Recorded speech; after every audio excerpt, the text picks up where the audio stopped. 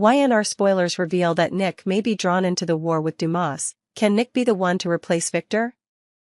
The atmosphere is always tense, secrets and conspiracies never stop happening.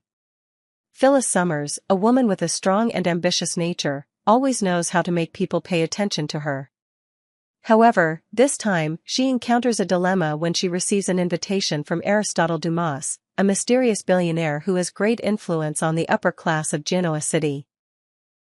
Dumas holds a lavish party at his castle in France, where all the important names in society are invited to attend. This is not only an opportunity for the powerful figures in the city to meet, but also an occasion to take advantage of relationships and enrich important connections. Phyllis, who is always looking for new opportunities to advance, realizes that this party can be an ideal stepping stone for her career and status. But there was a problem: Phyllis couldn't come alone. While characters like Victor, Nick, and the others had received invitations from Dumas, Phyllis was faced with a difficult situation. She hadn't received an official invitation, but according to inside sources, she knew that the event couldn't be without her. With her personality, Phyllis wouldn't give up this opportunity easily. She would do anything to get into the party, even if it meant using tricks to attract the attention of powerful people. And then, Phyllis realized something very important: Nick Newman, the man with whom she had a tumultuous relationship, was also invited to the party. She quickly came up with a plan: if she couldn't attend herself, she would convince Nick to take her along.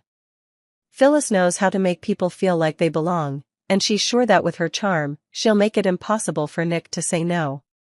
Phyllis won't just ask Nick to attend the party with her. She'll make a tempting offer. A family vacation in Europe, starting with the Dumas lavish party in France and continuing to Italy to visit Summer Newman. Phyllis knows that family is important to Nick, and offering such a family-friendly vacation will be hard for him to refuse.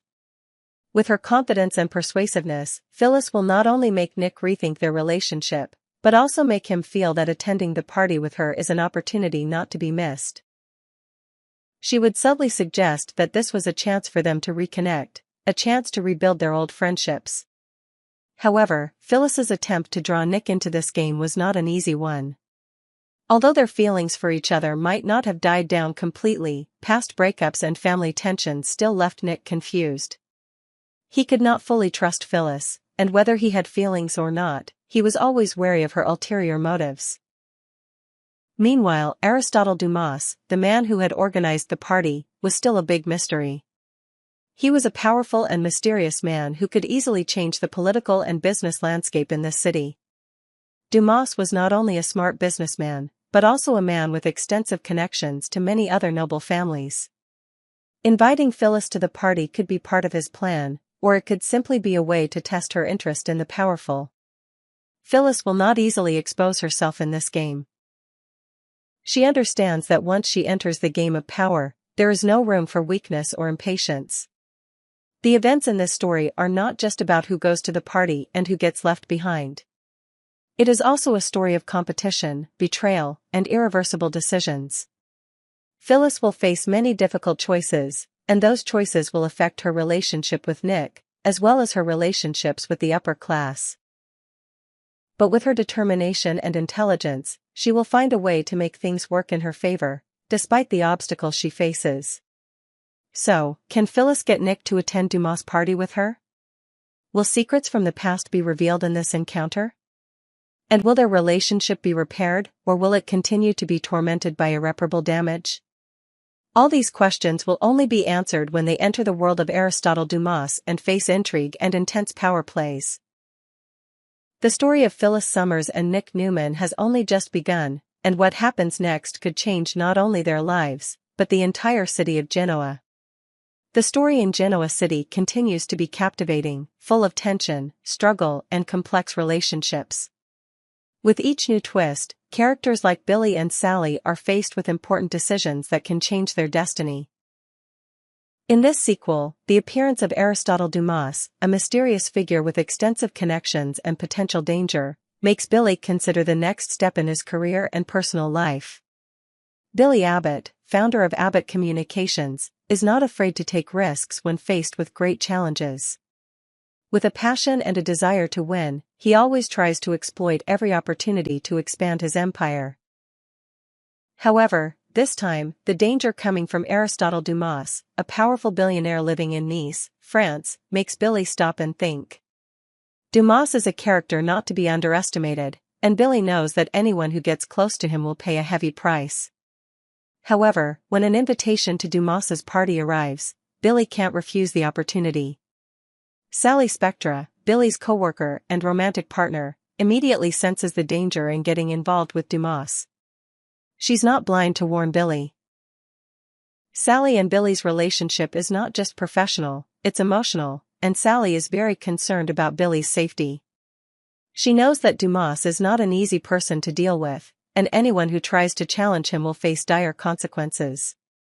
When Billy tells her that he's going to Nice, Sally can't help but feel uneasy. You have to be very careful, Sally warns Billy, Dumas is dangerous. You could get caught up in his schemes and not be able to get out. Sally understands that getting involved in this power play could put Billy in an unforeseen danger. But Billy, with his inquisitive nature and thirst for truth, saw this as an opportunity to uncover something bigger. He couldn't pass up the chance to get close to someone like Dumas. Billy explained that he had received an invitation to Dumas' summer home in Nice. Several important and elite figures in Genoa City, including Jack Abbott and Diane Jenkins, had also been invited, and Billy felt that this was an occasion he couldn't pass up. I'll go, Billy told Sally, a decision he believed was necessary to better understand what Dumas was doing and his true motives. Sally couldn't help but worry. She knew that Billy was putting himself in a very dangerous situation. Abbott Communications is going to need our attention from here on out, Sally protested. We can't waste time on things that don't concern the company. She understood that the company's upcoming launch was important, and attending a social event in Europe was not a priority at the moment. Billy, however, was adamant. He felt that learning about Dumas would help him make strategic moves for the future. I need to know what Dumas is doing, Billy said. It could affect our future. Billy's answer was a testament to his decisiveness. He always tried to approach every situation proactively and decisively, even when the stakes were high. Sally couldn't help but think of Jack and Diane, who were also headed to Europe. She advised Billy to let them learn about Dumas themselves and focus on their work. Billy, however, disagreed. We can't let them do it all, Billy insisted. If we delay the launch by another month, it will make us look weak and unprofessional. Billy's words were the hallmark of an ambitious leader who was not about to let any opportunity pass. The turning point came when Billy proposed a solution that Sally could not refuse. It would make us look weak to postpone now, but if I take you to Nice, we can work and relax together. This will benefit both the company and our relationship. Billy's approach was the perfect blend of business and personal. Bringing Sally with him to Nice not only helped him ease her anxiety, but also opened up an opportunity for both of them to relax after a long stressful time. Sally, although nervous, cannot deny that Billy's offer is very attractive. She understands that this trip is not only an opportunity to relax but also to learn about Dumas from a personal and professional perspective. Okay, Sally says, I'll go with you, but only if we can make sure that Abbott Communications remains a priority. She agrees to join the trip, but does not forget to emphasize that work will always be the most important factor. Billy and Sally will travel to Nice together, and this trip is not just a simple vacation. This will be an important turning point in their lives, when they will have to face secrets and threats from Dumas, and at the same time have to readjust the relationship between work and love. Will this trip bring positive things, or will it become an unpredictable shock? All will be revealed in the next developments of this tense story. Ultimately, whether Billy's decisions lead to success or failure, one thing is clear: the combination of work, love and relationships in the competitive world of Genoa City will always bring great challenges. The Newman family is never short of complicated stories and strategic decisions. One of the highlights of this story is the complexity of the relationship between Nick and Phyllis, two characters who are not only emotionally connected but also potential rivals in the competitive business world of Genoa City. However, This time the situation revolves around a special character, Aristotle Dumas, a powerful billionaire who is attracting the attention of both Phyllis and Nick, and of course, the Newman family cannot ignore this important event. The story begins when Phyllis and Nick are talking about a rather sensitive personal issue, their daughter, Summer's relationship with a new man. Phyllis is worried and wants to know more about the man her daughter is dating, while Nick, although worried, does not want to interfere too much in Summer's life. Both were well aware that this was part of their daughter's growing up process, but couldn't help but feel uneasy about her choice. However, the story didn't end there. While Phyllis and Nick were discussing their daughter, an unexpected topic came up: Aristotle Dumas, whom Phyllis had tried to approach during a recent business trip to Washington, D.C. Phyllis couldn't hide her frustration as she recalled the failed trip. She and Amanda Sinclair had tried to approach Dumas, but by the time they arrived, Dumas had left. Phyllis was not one to give up easily. She knew that Dumas was a powerful figure and that if she could connect with him, she would have unmissable opportunities. However, after that trip, she felt that she still couldn't approach this powerful man. Nick, after listening, gently advised Phyllis that she should give up. "Dumas is not an easy person to approach, Phyllis," he said. Phyllis, however, was not one to give up easily. She quickly came up with a new plan. She was confident that Dumas would need someone like her in his organization.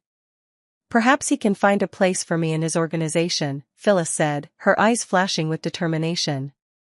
Regardless of whether her plans were risky or not, Phyllis always sought to exploit every opportunity to her advantage. Nick was skeptical. He looked at Phyllis and asked, "What are you going to do?"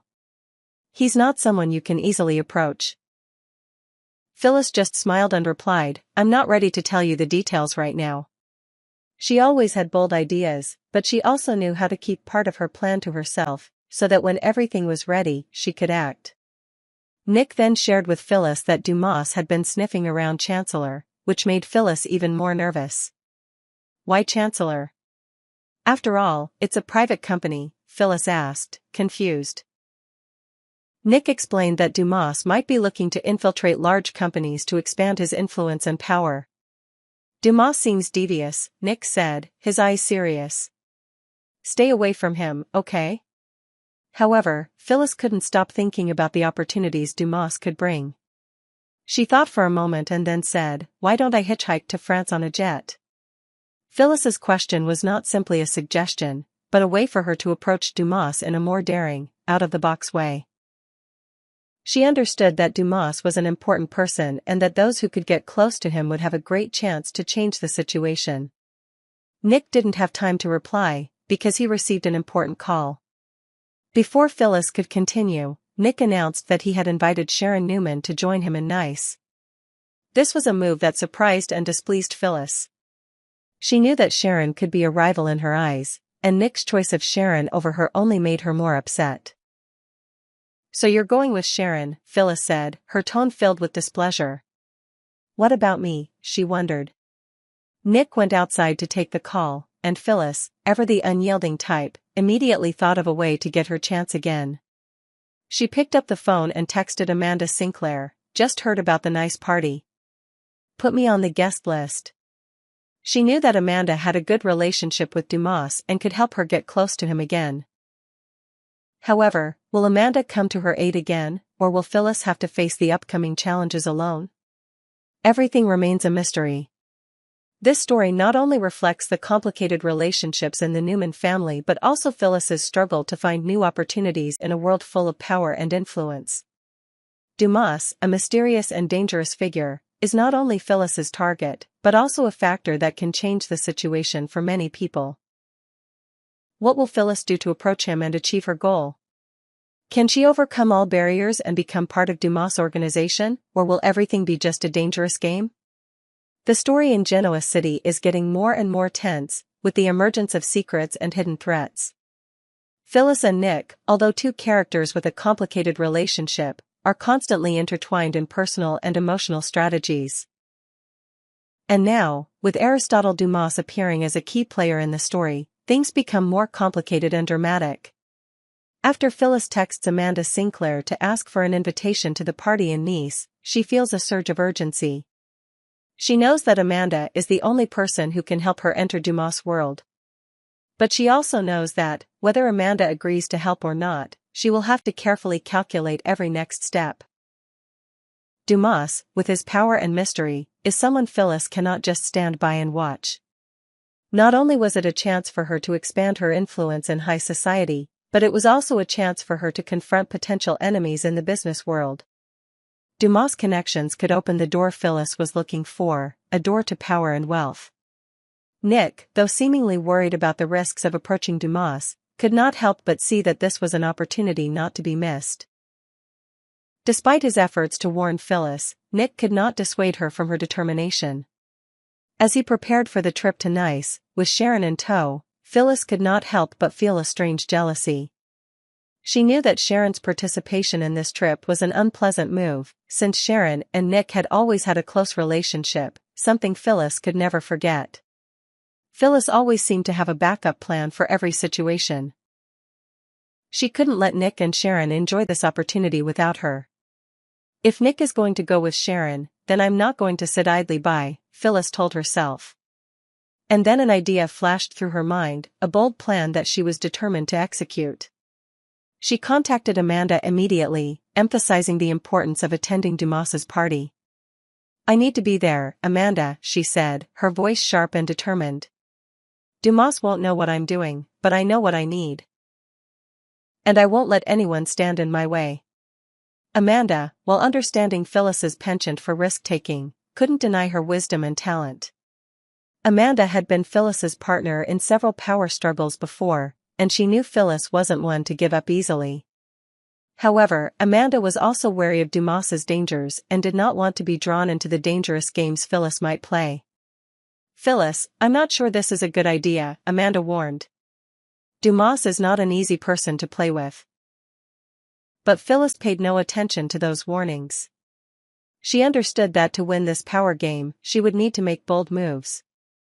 She had planned this trip meticulously, and nothing could stop her. Once Amanda agreed to help, Phyllis began preparing for her next move. She contacted her network of contacts, preparing to exploit every opportunity when she arrived in Nice. Phyllis knew that Dumas might not open up to her easily, but she would do anything to impress him and enter his world. She would need to learn how to play this game, not only with personal connections but also with sophisticated strategies and relentless persistence. Meanwhile, Nick, confused and anxious, continues to prepare for his trip.